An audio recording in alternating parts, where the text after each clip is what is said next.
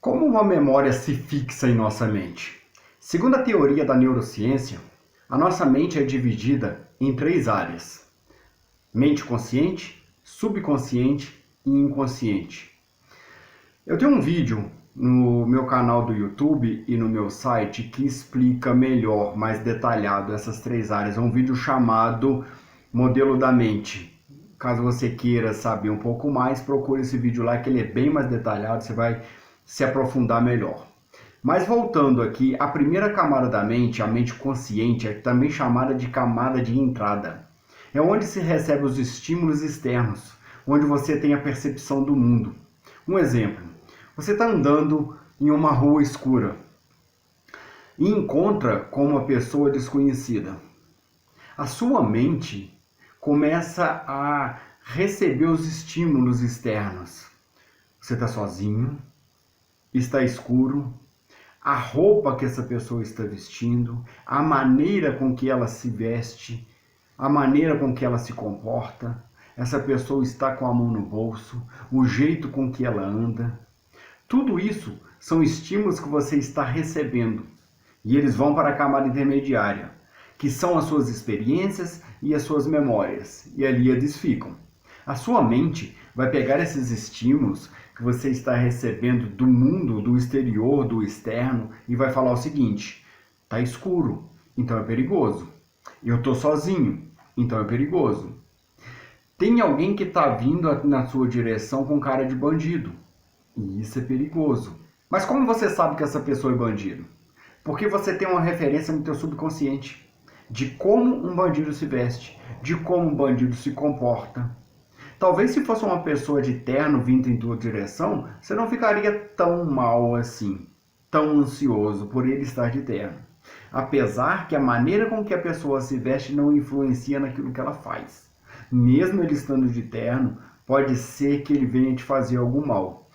Porém, a experiência que a gente tem, aquilo que a gente vê no dia a dia e aquilo que nos é passado, nos diz aquilo que a nossa mente subconsciente traz. E ela analisa a situação dizendo: ele está vestido de forma suspeita, está andando de forma suspeita. O que vai acontecer vai ser isso. Você passa a se sentir ansioso, você começa a suar frio, começa a dar bambeza nas pernas, porque de acordo com o teu subconsciente, as tuas experiências passadas as que estão no teu inconsciente. Provavelmente vai acontecer alguma coisa de ruim, eu vou ser assaltado ou coisa do tipo. É isso que passa na tua cabeça. Você vai começar a tremer, vai começar a suar frio, vai amolecer as pernas, vai ter uma visão de túnel, dispara o coração, resseca a boca, passa mil coisas na tua cabeça. Tudo isso acontece depois de chegar na mente subconsciente. E o próximo passo, ela vai para a camada de saída, que é a memória. A sua mente gravou essa memória, gravou isso que aconteceu, mesmo que anteriormente nunca tenha acontecido algo do tipo, algo ruim, como ser assaltado, por exemplo. Mas se já tiver acontecido, um exemplo, se você já tiver sido assaltado, vai piorar e vai piorar ainda mais. Digamos então que você foi assaltado, por exemplo. Em suas camadas de entrada, teve a sensação de estar sozinho. Você teve a sensação de estar no escuro. Você tem essa coisa dessa pessoa mal encarada vindo em tua direção e você foi assaltado. Pronto. A tua mente vai te dizer, realmente, isso que a gente estava pensando é verdade, iria acontecer mesmo e aconteceu. E grava isso na tua memória, no teu subconsciente. O grande problema é que a próxima vez que você estiver andando na rua, de noite, a sua mente vai começar a buscar os mesmos estímulos que tinha sentido antes. Mesmo que não tenha ninguém mal encarado vindo na tua direção, mesmo que não tenha ninguém na rua, os estímulos que você teve antes já são o suficiente para ativar a memória negativa que fixou no teu subconsciente. E por que ela fixou no subconsciente? Porque reativar todo esse processo leva muita energia, gasta muita energia. Para chegar em todas essas etapas, gasta muita energia. O teu cérebro faz de tudo para economizar energia. Então ele busca atalhos, que nesse caso foi um trauma em uma memória fixada no subconsciente. Então, quando acontece os mesmos estímulos, o cérebro cria esse atalho que liga o que está acontecendo àquela memória negativa.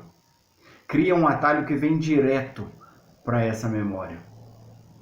Vamos dar um exemplo de uma pessoa que sofreu um acidente de carro quando ainda era criança. Uma criança de 6 anos sofreu um acidente de carro e agora tem medo de dirigir. Depois de adulto tem medo de dirigir. Quando começa uma coisa parecida, talvez nem a mesma situação, talvez está tudo perfeito, tudo parece normal, mas essa pessoa entra no carro e talvez seja o mesmo carro do acidente, ou a mesma pessoa que estava dirigindo o carro no dia do acidente. Talvez nem isso, é apenas um carro. Mas essa pessoa já começa a suar frio. Meu Deus, será que vai acontecer um acidente de novo? Tem esse pensamento automático porque o estímulo foi linkado ao subconsciente e se criou um atalho que te fez entender que o carro tem relação com o sofrimento, com o trauma que essa pessoa sofreu. O problema é que a próxima vez que isso acontecer, a mente vai criar esse atalho e o pior é que essa memória vai acabar virando referência. Junto das outras memórias que estão ali na parte intermediária, essa memória vai virar referência. E ela também vai estar junto dessas memórias na camada intermediária. Uma próxima ação que for acontecer, que vier os estímulos, essa memória vai estar junto das outras memórias e os estímulos. E essa memória negativa vai influenciar e vai influenciar muito na maneira que você vai se sentir da próxima vez. A partir daí, vai ativar esse gatilho. E é como se fosse uma teia fazendo com que você se sentisse mal. Esse é um dos motivos que se desenvolve em uma pessoa que tem medo de dirigir. É um dos motivos.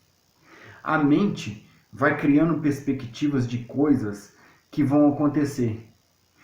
Se eu sinto ansiedade pelo trauma que aconteceu comigo na infância, no caso dessa pessoa, por exemplo, eu sinto ansiedade para dirigir hoje, depois tenho aí os 20, 25, 30 anos. Se eu sinto ansiedade para dirigir, eu sinto ansiedade de andar de carona com uma outra pessoa dirigindo. Se eu sinto ansiedade de andar de carona com uma outra pessoa dirigindo, eu sinto ansiedade mesmo de entrar em um carro. Ou seja, a mente vai evoluindo, até o momento em que a pessoa só consegue andar a pé. E pode acontecer até mesmo de não conseguir nem sair de casa. O trauma pode ir elevando a um ponto da pessoa não conseguir sequer sair de casa. Só deixando bem claro que essa fobia pode levar anos e anos e anos para se desenvolver. Após ter acontecido esse trauma, como por exemplo da pessoa que sofreu um acidente na infância. E só veio a ter essa fobia por volta dos 26 anos. Porque vai levando tempo para que esse processamento mental passe a fazer associações.